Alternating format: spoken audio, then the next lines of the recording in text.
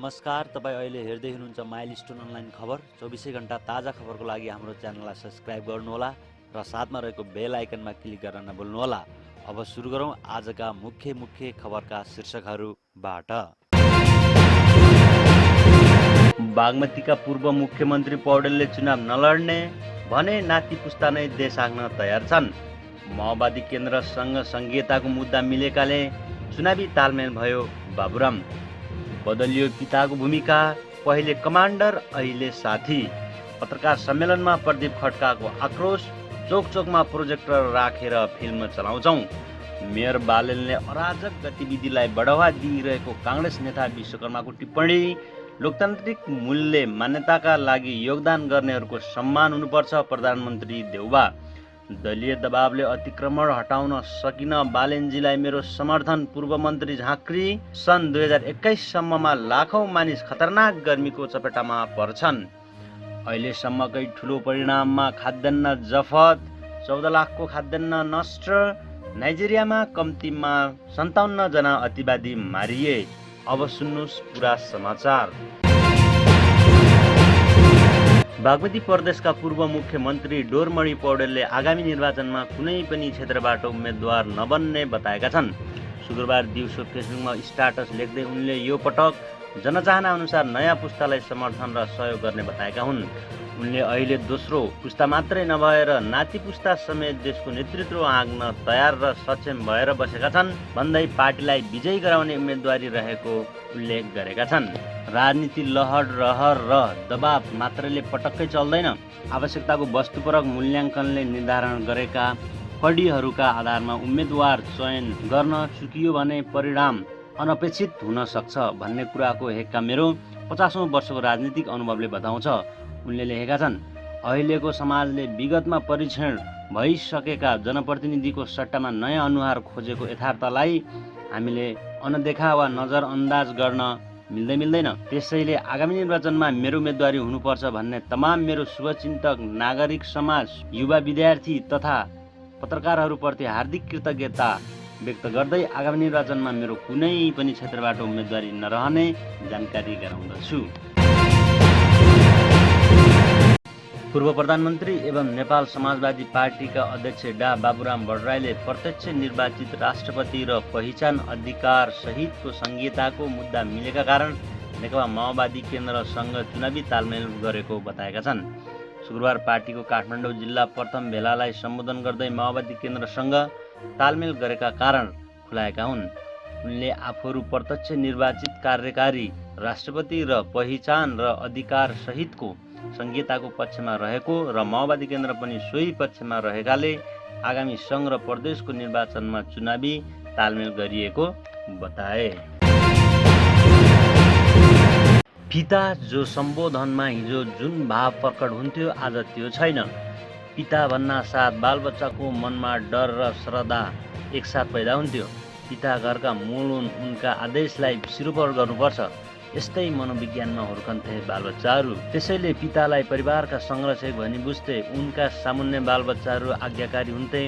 जसै पिता घरमा प्रवेश गर्थे बालबच्चाहरू सजग हुन्थे, चुपचाप आफ्नो कामधन्दामा लाग्थे। कोही हतार पढ्न बस्थे, कोही सरासर काम गर्न थाल्थे। तर आज स्थिति फेरिएको छ। पिता भन्ना साथ डर होइन, अरू बढी श्रद्धा, सुरक्षा र स्नेहको भाव पैदा हुन थालेको छ।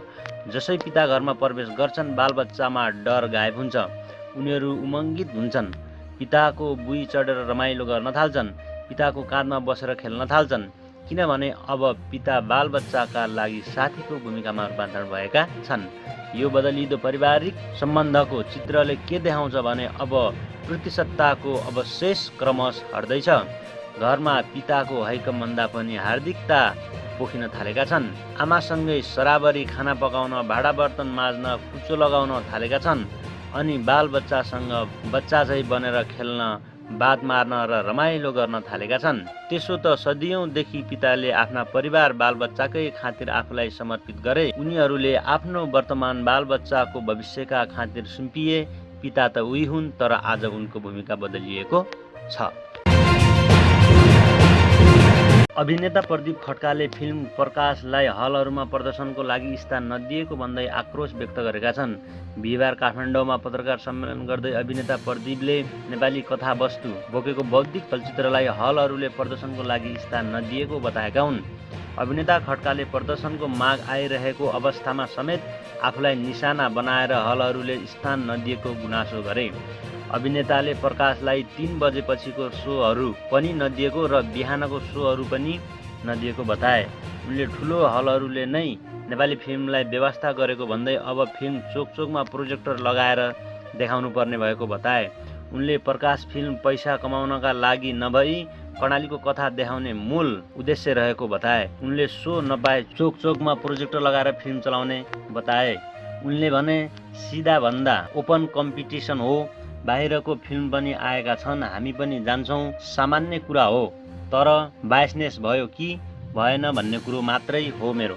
हाम्रो फिल्म मास अपिलिङ भनेर लाग्दैन होला, तर यो फिल्म झुर नै हो, फिल्म इन्डस्ट्रीको लागि कलङ्क नै हो भनेर पनि त कसैले भन्न सक्दैन नि। त्यसरी ट्याग लगाउन त भएन नि। उहाँले फिल्म हेर्नु भएको छैन, अडिसनले फिल्म हेरेर राम्रो प्रतिक्रिया दिइरहनु भएको छ।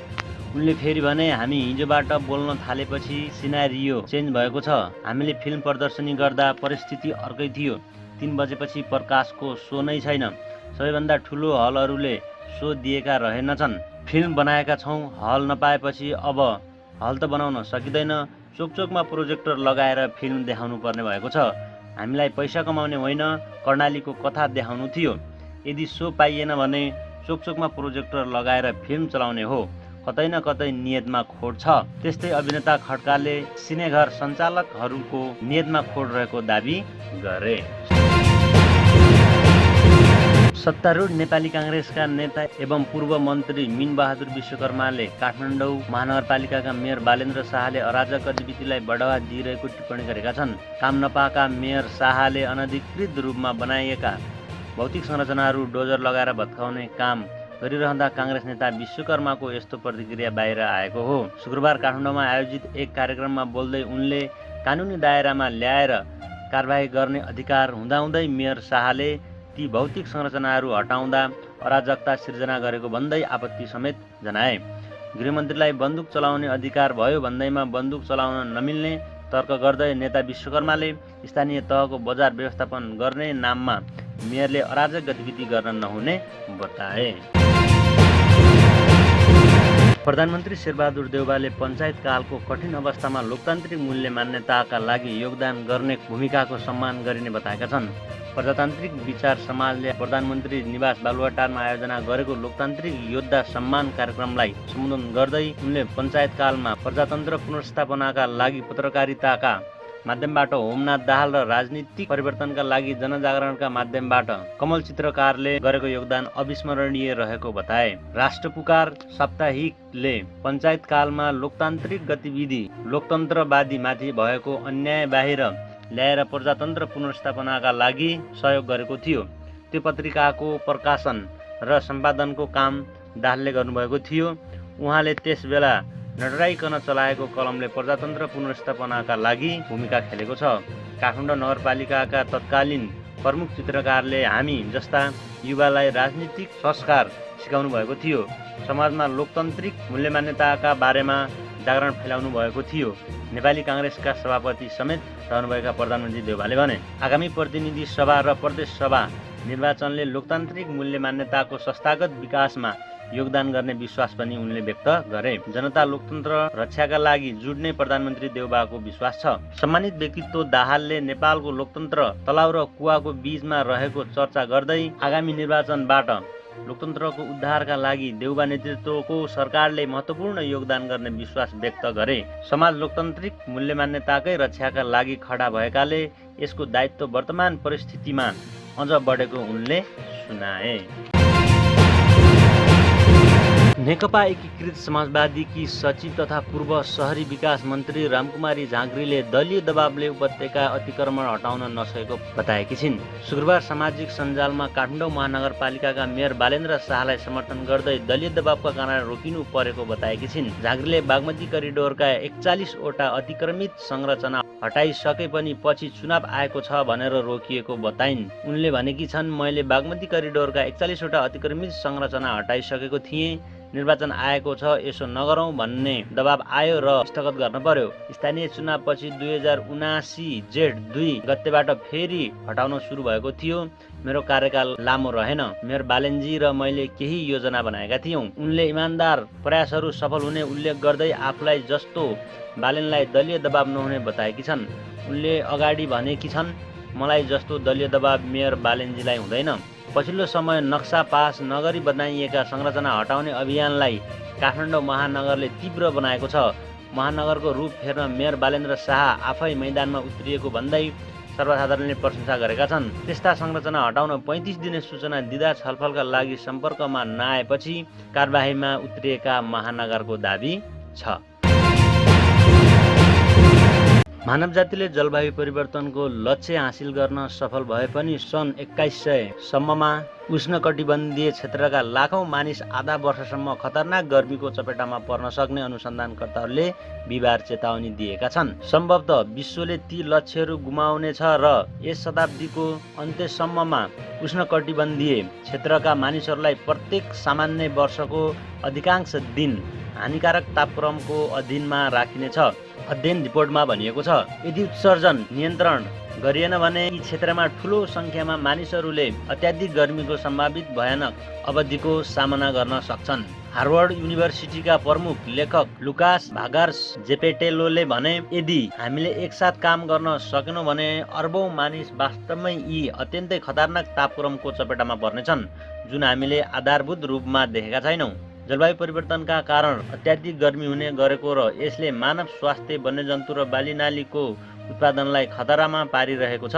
अधिकांश जलवायु अनुमानहरूले विभिन्न नीति परिदृश्यहरू अन्तर्गत तापमान वृद्धिको भविष्यवाणी गर्दछ, तर ती मार्गहरूमध्ये कुन बढी सम्भावना छ भनेर बताउँदैन। कम्युनिकेसन अर्थ एन्ड इन्भाइरोमेन्ट जर्नलमा प्रकाशित यस अध्ययनमा अनुसन्धानकर्ताहरूले खतरनाक गर्मी र आर्द्रताको सम्भावित जोखिमको अनुमान गरेका छन्। उनीहरूले मानव गतिविधिबाट कार्बन डाइअक्साइड उत्सर्जनको स्तर र विश्वव्यापी तापक्रम वृद्धिको परिणामी स्तरको भविष्यवाणी गर्न सांख्यिकीय अनुमानहरू प्रयोग गरेका छन्। अध्ययन अनुसार उष्णकटिबन्धीय क्षेत्रका धेरै मानिसहरूले शताब्दीको अन्तसम्म आधा वर्षका लागि खतरनाक गर्मीको स्तरको सामना गर्न सक्दछन्। यद्यपि विश्वले पेरिस जलवायु सम्झौताको लक्ष्यमा तापमान वृद्धिलाई 2 डिग्री सेल्सियस भन्दा कमको पूर्व औद्योगिक स्तरभन्दा माथि बढाउँदछ। उष्णकटिबन्धीय क्षेत्र बाहिर घातक गर्मीको प्रकोप वार्षिक रूपमा हुने उनीहरूले बताएका छन्। अनुसन्धानकर्ताहरूले 39.4 डिग्री सेल्सियस तापक्रमलाई खतरा भनेका छन् भने 51 डिग्री सेल्सियस भन्दा माथिको तापक्रमलाई अत्यन्तै खतरनाक र मानिसका लागि पूर्ण रूपमा असुरक्षित भएको बताएका छन्। भक्तपुर नगरपालिका 1 चुनदेवी स्थित चुनदेवी खाद्य स्टोरमा छापामारी रु 14 लाख बराबरको विभिन्न ब्रान्डका चामल, दाल र तेल जफत गरी नष्ट गरिएको छ। जिल्ला प्रशासन कार्यालय भक्तपुरका सहायक प्रमुख जिल्ला अधिकारी माधव प्रसाद शर्माको नेतृत्वको जिल्ला बजार अनुगमन टोलीले स्टोरमा छापामारी म्याद पुगेका घुन तथा किरा परेको कुहिएको चामल, दाल र तेल जफत गरी नष्ट गरेको हो। व्यापारी महेश ठकुल्लाओडले सञ्चालन गरेको स्टोरको 4 तले घर र एउटा टहरामा गोदाम गरी राखेको खाद्यान्न मध्ये कुहिएका चामल गोदामबाटै रिफाइन गरी पुनः प्याकेजिङ गरी बजारमा बिक्रीका लागि पठाउने गरेको पाइएको हो।